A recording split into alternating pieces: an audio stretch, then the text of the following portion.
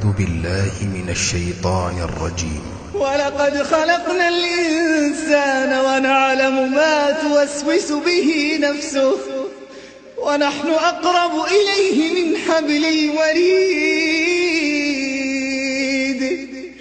إذ يتلقى المتلقيان عن اليمين وعن الشمال قعيد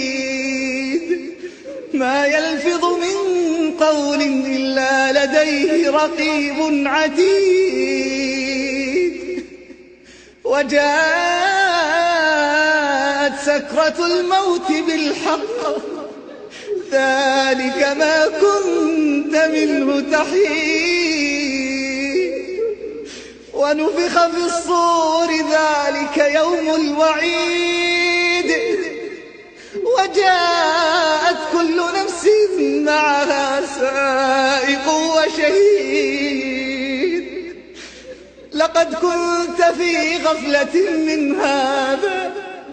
فكشفنا عنك غطاءك فبصرك اليوم حديد وقال قرينه هذا ما لدي عتيد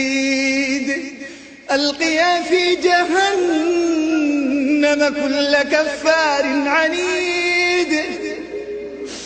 مناع للخير معتد مريب الذي جعل مع الله إلها آخر فألقياه في العذاب الشديد قال قرينه ربنا ما أطغيته ولكن كان في ضلال بعيد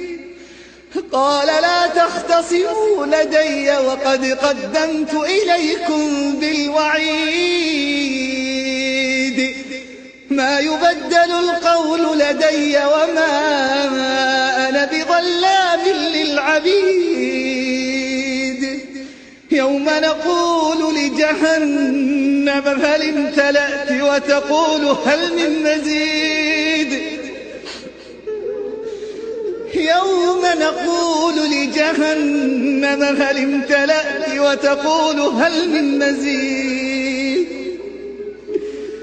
يوم نقول لجهنم هل امتلأت وتقول هل من مزيد وأزلفت الجنة للمتقين غير بعيد وأزلفت الجنة للمتقين غير بعيد